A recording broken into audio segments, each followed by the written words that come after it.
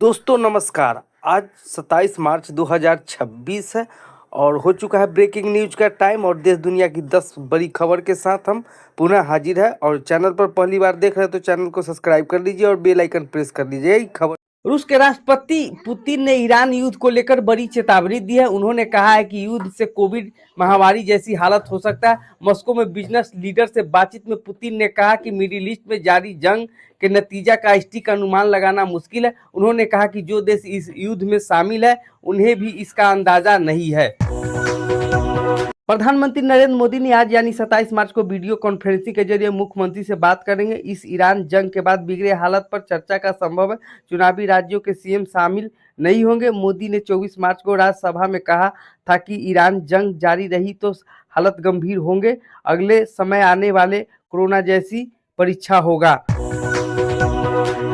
Bhojpuri star Pawan Singh ने अपनी पत्नी ज्योति सिंह पर गंभीर आरोप लगाया है। उन्होंने कहा कि शादी के बाद मुझे लगातार मानसिक और शारीरिक प्रताड़ना झेलनी पड़ रही है। ज्योति सिंह ने सिर्फ मुझे परेशान किया नहीं बल्कि मेरे परिवार पर क्रूर तरीके से तोड़ने की कोशिश की। इस रिश्ते के असर में करियर पर भी पड़ रहा है। मैं ठीक से अपना काम नहीं कर पा रही हूँ। अब साथ रहने का कोई चांस नहीं है।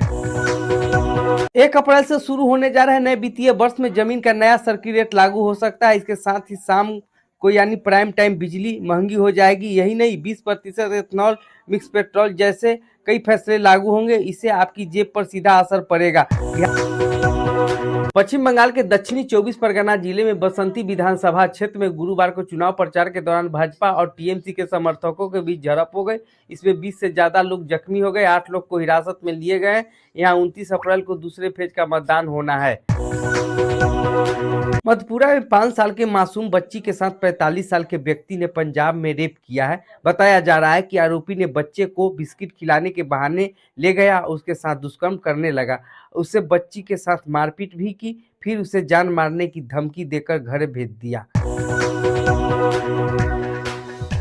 सीएम नीतीश कुमार के काफिले में एक बड़ी दुर्घटना टल गया है। नालंदा में सीएम समृद्धि यात्रा के दौरान मुख्यमंत्री अपने कारकेट के साथ उद्घाटन के लिए बढ़ रहे थे। रास्ते में एक बच्ची दौड़ते हुए गाड़ियों की ओर नीतीश की कारकेट के आने लगी। मौके पर मौजूद महिला कांस्टेबल ने बच्ची को खींचकर वहां से हटाया। इसके बाद कारकेट की गाड़ियों पर एक एक करके वहां से निकल गए। इसके थोड़ी देर के लिए मौके पर अफरा तफरी का स्थिति बन गई। आंध्र प्रदेश के मरकापुरम जिले में रायबरम के पास गुरुवार को एक सड़क हादसा हुआ। इसमें एक प्राइवेट ट्रैवल बस और डंपर टक्कर हो गई। टक्कर लगते ही बस में आग लग गई। बस में 13 यात्रियों जिंदा जल गए। कश्मीर घाटी में ईरान के समर्थकों में करोड़ों रुपए का चंदा जुटाया गया है। इस देश में सुरक्षा एजेंसी अलर्ट हो गई है। आशंका है कि इन पैसों के इस्तेमाल आतंकी फंडिंग में हो सकता है। सूत्रों के मुताबिक अब तक 17.91 करोड़ रुपए चंदा जुटाया गया है। इनमें से 85% राशि शिया समुदाय दान की है। कश्मीर में बड़ा शिया बहुल इलाका है। यहाँ से करीब 9.5 करोड़ रुपए जुटाए गए हैं।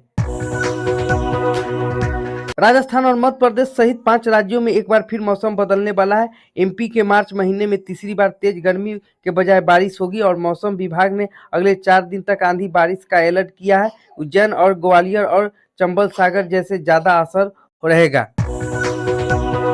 अफगानिस्तान पाकिस्तान सीमा पर बुधवार को फिर से लड़ाई शुरू हो गई है। अफगानिस्तान तालिबान अधिकारियों के अनुसार हमले में 2 नागरिक मारे गए, 8 घायल हुए, जबकि पाकिस्तान का भी एक नागरिक मारा गया। बांग्लादेश के राजबाड़ी जिले में हुए बस हादसे में मरने वालों की संख्या 26 हो गई। यह हादसा तब हुआ जब यात्री भरी बस दौलतिया घाट पर फेरी चढ़ाते समय बस नदी में गिर गई।